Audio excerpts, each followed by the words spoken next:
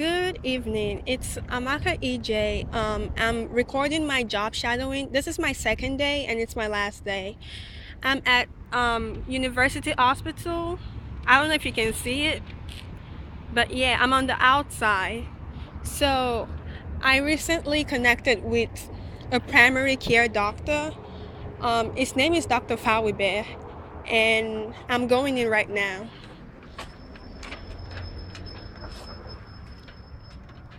Okay. So I'm on the inside of the hospital, and his office is suite 11 right here. Suite 11, East Georgia Internal Medicine. This is the name of the doctor, and this is the name of his nurse practitioner.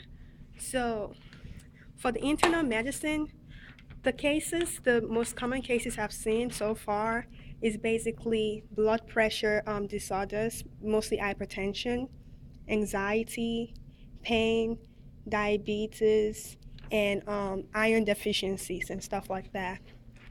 So most of the patients that come in are mostly after symptoms, and we basically just prescribe them um, medicines to use, and we make sure they're not using too much, and we make sure they're not using too little, and we make sure they're not abusing the drugs because that's also a common disease.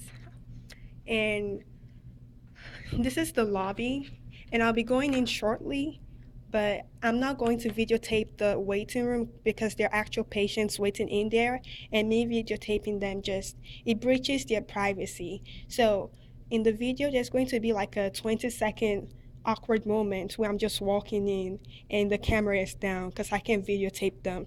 So yeah, I'm going into the waiting room. Oh wait, there's nobody in here. Ha. So it's actually empty. And this is the waiting room. This is where all the patients wait. And the only reason why I'm actually videotaping this is because there's nobody in here. So there are so many chairs. There's a TV to keep them busy so they don't get bored because it could take hours before they actually call. And this is where you sign in. You sign in right there. And these are pamphlets. That's the trash can, more pamphlets to read from. So I'm going into the main office, and the first place I walk through is the admin. I won't be videotaping that either because there are actually people there working, so I don't want to disturb them. Here we go.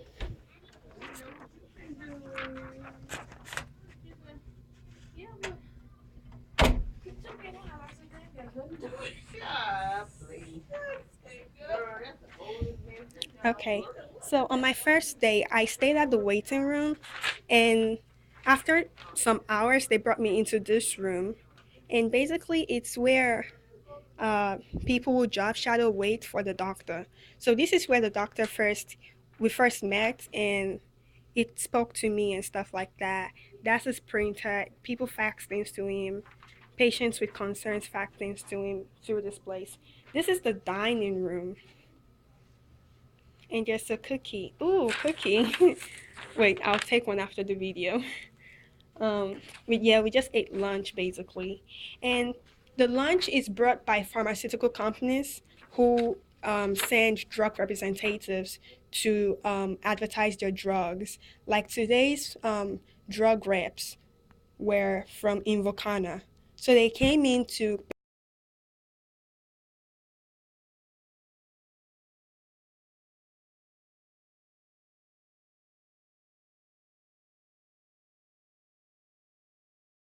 prescriptions for a particular disease.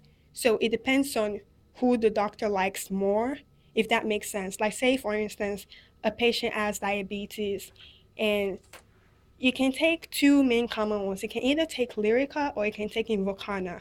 But now Invocana brought all the sweet, delicious meal to him. So he's more likely to prescribe Invocana because they got on his good side.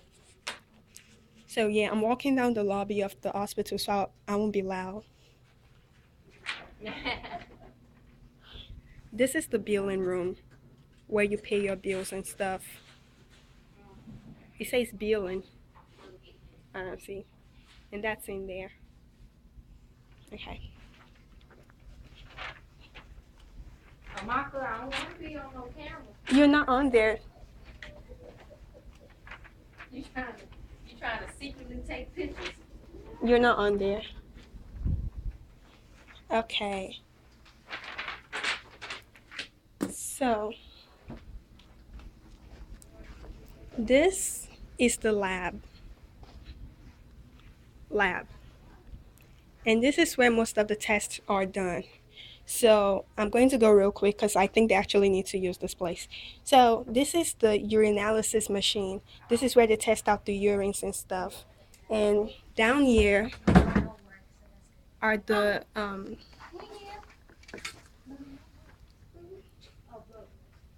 containers for the urine. And it says name too, because you don't want to mix up people's urine. That'll be messed up. So you take the strip and you place it in here, and yeah, you hit this button and stuff. I'm sorry for the background noise. There are people actually working in here. And yeah, so this is a centrifuge. It's for the blood work that they do. And this is for the HbA1c. This is where it's tested. These are the cartridges. I'm not actually going to open one because they cost a lot of money. But this was the result from somebody's HbA1c. It was tested and it's 9.3, which is really high. It's really, really high. This is the urinalysis machine. I feel like I said that before. This is the waste disposal for when you take shots and stuff. You don't want to drop the syringe in a regular waste disposal, so you drop them in here, and you never recap a syringe. I almost did that, and they almost yelled at me. And these are the gloves. This is where they keep the shots. That's the flu shot, basically.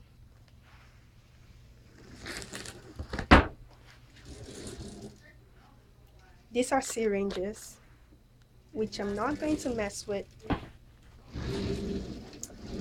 And this is to take the blood sugar level and the HbA1c too. So it's basically you open up the white part and you stick them with that, and you get your alcohol and your wipes and all that, and you get the blood. So I'm going into a patient's office, basically where they wait after they've been checked in.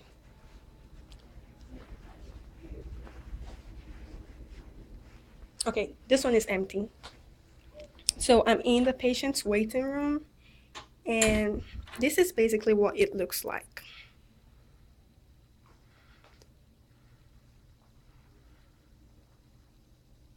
It's well equipped.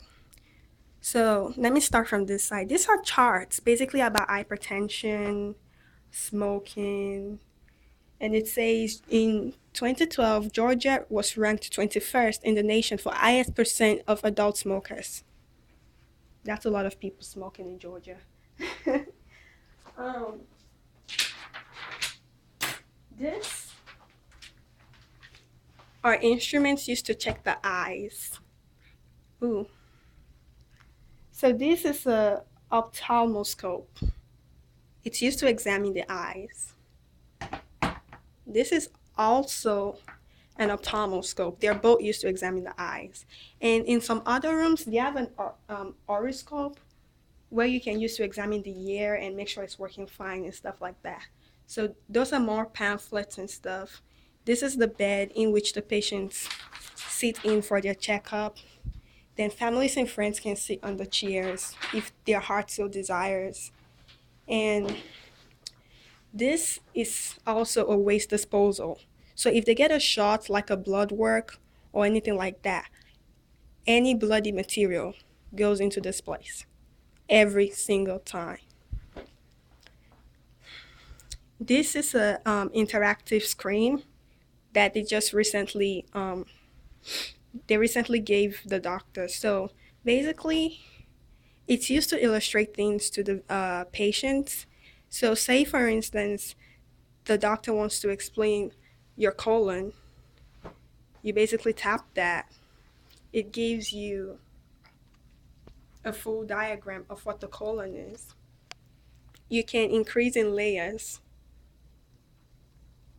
and as you go, you see the internal structure of the colon. If you want to make notes, you go that way. I'm gonna use blue, my favorite color. And these little nodes are the cancer causing agents. So mostly when they do colonoscopy, this is what the doctors look for. And once they're there, they have to have a surgery to get them out because these actually develop into cancer. Um, yeah, it's pretty neat technology. It has over 1, 2, 3, 4, 5, 6, 7, 8, 9, 10, 11, 12. It has over 48 um, parts of the body where you can illustrate to your patient about what you're talking about.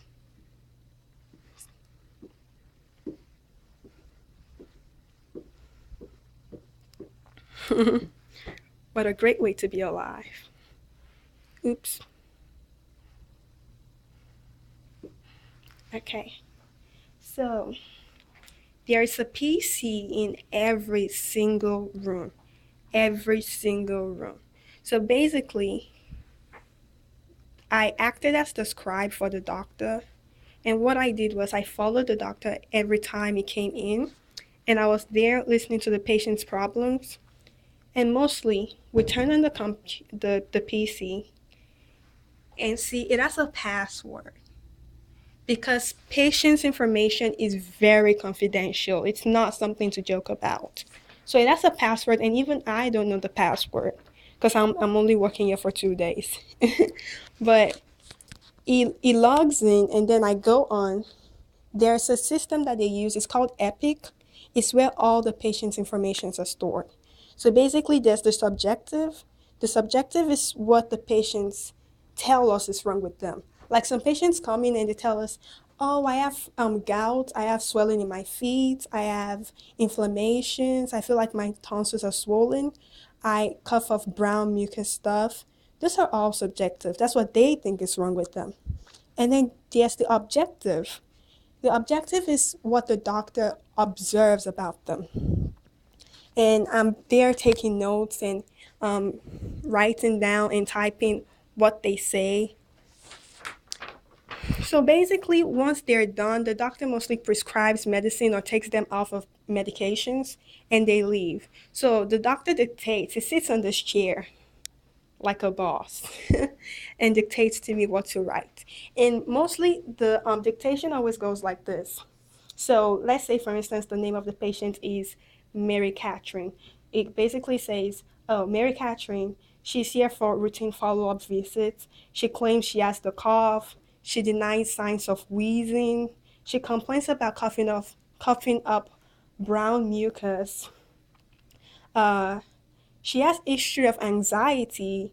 Compliance with medications is doubtful, which means that we suspect she's not actually using the medications that we prescribe. So the objective goes to uh, what the doctor thinks is wrong with the patient. And the objective mostly goes like this. It's like the patient is advised to comply with medications, refills for Xanax, 350 milligram were prescribed, and you have to record how many grams or how many milligrams or how many micrograms you prescribe to each patient.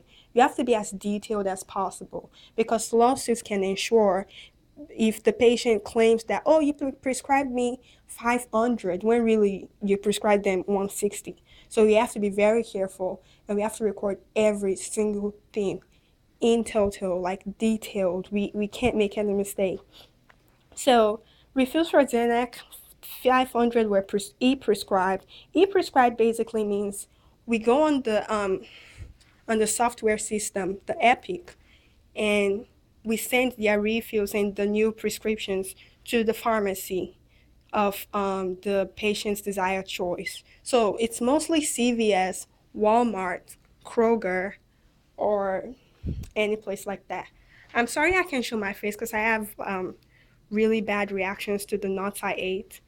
So yeah, that's why you have to stare at the beautiful surroundings, but it's okay. So basically, that's all we do. And we check the blood pressure, which number range is 100 to 80 or 140 to 80. Blood sugar is usually 70 to 110. That's where we want it to be. The hemoglobin A1C, which I previously showed you in the lab, the the numbers we use for this office is mostly 4.2 to 4.8. Those are within the numbers. Those are the numbers we want the HA1C to be within. If it's higher or lower, then we get worried. And then we start asking the patient's question, well, are you using your medication? Are you doing what you're supposed to be doing? Which most likely they're not. And yeah, that's basically all we do. And we always log off because we don't want patients coming in and messing with their information and stuff like that. So I'm going out.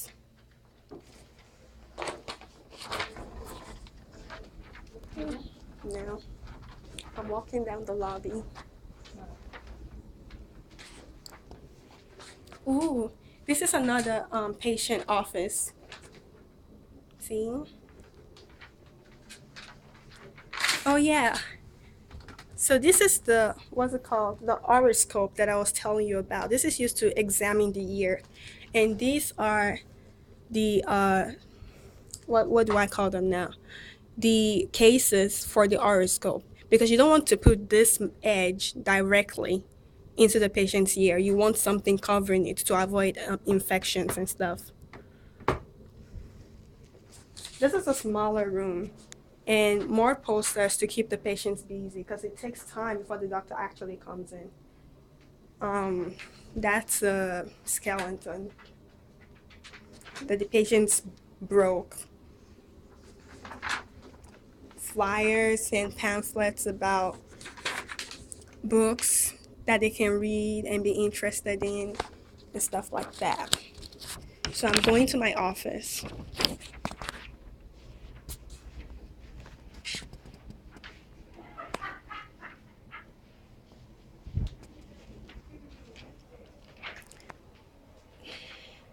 Okay, so I was given this place to sit, even though it's a patient's office. But anytime they do need room for the patient, I go out and I go type the notes and stuff. So, in conclusion, my experience at the doctor's office has been really amazing. And even though I don't want to be a primary care doctor because of the 2 days I spent, it was really tedious. And I don't have a problem with hard work, but I have a problem with people. I'm not really an interpersonal person. I'm more of a surgical doctor. I just want to go into the surgery room, do what I have to do, and leave. But being a primary care doctor, you have to be involved in your patient's life. They tell you stories about their life, about their 60th birthday, which I really want to hear about, but at the same time, I'm more concerned about how I can help you medically. Now, I don't know if that's a good thing or a bad thing. I'm still kind of figured that out, but yeah, I know what my calling is, and I really appreciate this experience. I cannot put the doctor on video because he's busy, and he did decline being on video. And yeah, have a wonderful day, and thank you.